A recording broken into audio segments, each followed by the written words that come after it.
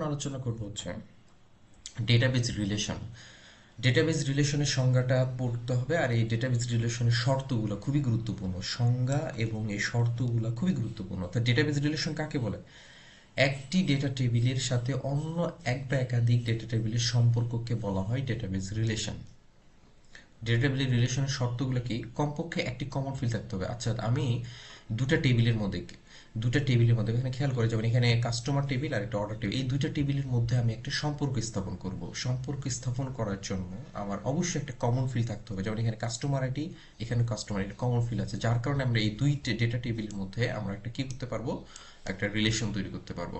অর্থাৎ কমপক্ষে একটি কমন ফিল্ড থাকতে হবে, এবং কমন ফিল্ডের নাম, ডেটা টাইপের ফিল্ডের সাইজ ইত্যাদি একই থাকতে হবে।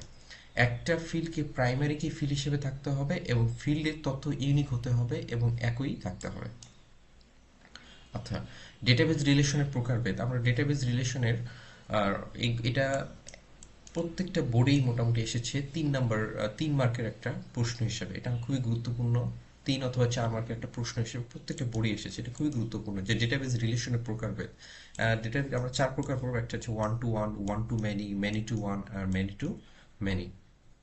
ওয়ান টু ওয়ান রিলেশন কি? যে কোনো একটা ডেটা টেবিলের সাথে অন্য একটা data table one to one, মানে এক এক মিল থাকতে হবে। যেমন এখানে একটু খেয়াল করো, টিচার আইডি, টিচার নেম একটা টেবিল আছে, এখানে teacher ID, subject code, subject. অর্থাৎ এক টিচার শুধু একটি ক্লাসে নিতে পারবে, এরকম যদি কন্ডিশন থাকে, এক টিচার শুধু একটি ক্লাসে নিতে পারবে, এরকম যদি কন্ডিশন থাকে, অর্থাৎ এক টেবিলে টিচার আইডি এবং নেম, অন্য একটা টেবিলে সাবজেক্ট কোড এবং সাবজেক্ট থাকবে। অর্থাৎ আমি যদি বলি এক টিচার শুধু একটি সাবজেক্টের ক্লাস নিতে পারবে, অন্যটা নিতে পারবে না, তাহলে আমরা এখানে টেবিল দেখো যে টিচার 1001, এখানে টিচার 1001 শুধু একবারই আছে। অর্থাৎ এই টিচারের সাথে এই টেবিলের, অর্থাৎ এই টেবিল আর এই টেবিলের মধ্যে এক সম্পর্ক। যেমন হাসান একটি ক্লাস নিতে পারবে, সেটা বাংলা; শাকিল একটি ক্লাস নিতে পারবে, সেটা ইংরেজি; সাকিব একটি ক্লাস নিতে পারবে, সেটা হচ্ছে আইসিটি। তাহলে এদের এই টেবিল আর এই টেবিলের মধ্যে এক সম্পর্ক, আর এইটাকে আমরা বলবো ওয়ান টু ওয়ান।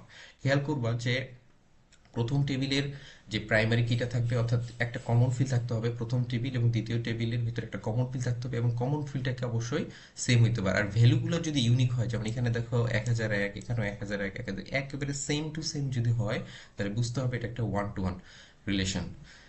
কোনোটা যেন ডুপ্লিকেট না থাকে, অর্থাৎ একই যেন থাকে। এই একটা কমন ফিল, এই কমন সেম টু সেম, এবং এক রিলেশন থাকে। একজন টিচার শুধু একটা ক্লাস নিতে পারবে, এক সাবজেক্টের ক্লাস নিতে পারবে, একাধিক সাবজেক্ট নিতে পারবে না। এই কন্ডিশনের কারণে এই দুটো টেবিলের মধ্যে কোন রিলেশন আছে? One to one.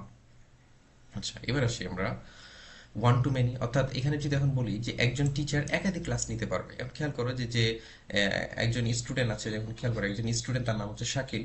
সে দুটো সাবজেক্টের সে দুটো সাবজেক্ট নিয়েছে। অর্থাৎ শাকিল দেখো একটা প্রতিষ্ঠানে আছে, যে প্রতিষ্ঠানে সে কয়টা সাবজেক্ট নিয়েছে? দুইটা সাবজেক্ট নিয়েছে। অর্থাৎ এই ডেটা টেবিলের একজন স্টুডেন্ট এই ডেটা টেবিলের সাথে একাধিক মিল আছে। দেখো একই ডেটা দুইবার পাইছি আমরা। সেম ভাবে অপু দেখো এখানে আছে 1003, এখানেও 1003, 1003 দুইবার আছে। তার মানে এই টেবিল আর এই টেবিলের মধ্যে আমরা কোন রিলেশন তৈরি করতে পারবো? One to many. অর্থাৎ খেয়াল করো, কমন ফিল্ডটা থাকবে কিন্তু কমন ফিল্ডটা সেম টু সেম হবে না। অর্থাৎ এই প্রথম টেবিল থেকে দ্বিতীয় টেবিলে দেখবে যে এখানে একাধিক থাকবে, অর্থাৎ এই 1001 দ্বিতীয় টেবিলে একাধিকবার থাকতে পারে। তাহলে আমরা এদের মধ্যে সম্পর্ক তৈরি করতে পারবো ওয়ান টু মেনি।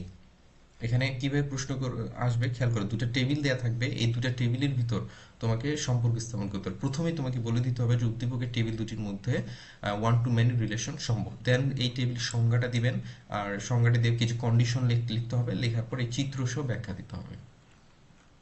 আচ্ছা, তারপর হচ্ছে মেনি টু মেনি। অর্থাৎ এক এই ডাটা টেবিলে খেয়াল করো, টিচার এবং সাবজেক্ট, এই টিচার টেবিলে একটি টিচার একাধিক ক্লাস নিতে পারবে, আবার এখানে একাধিক সাবজেক্টের ক্লাস আবার একাধিক টিচার নিতে পারবে। অর্থাৎ হাসান যদি বাংলা ক্লাস নেয়, এই শাকিলও যদি সেই বাংলা ক্লাসও নিতে পারবে। অর্থাৎ একটা টেবিলের একাধিক ভ্যালুর সাথে অন্য একটা টেবিলে একাধিক ভ্যালু যদি সম্পর্ক স্থাপন করা হয়, সেটাকে মেনি টু মেনি। আচ্ছা, তাহলে একটু খেয়াল করো এই ডেটাবেজের যে রিলেশনগুলো, এটা খুবই গুরুত্বপূর্ণ। এখানে একটু খেয়াল করো, যেমন এখানে আমি ওয়ান টু মেনি বলছি, মেনি টু ওয়ান যদি হয় তাহলে এই ডেটা টেবিল 1 নম্বর হয়, এটা যদি 2 নম্বর হয় তাহলে এই দুইটা টেবিলের মধ্যে আবার সম্পর্ক তৈরি করা যাবে মেনি টু ওয়ান।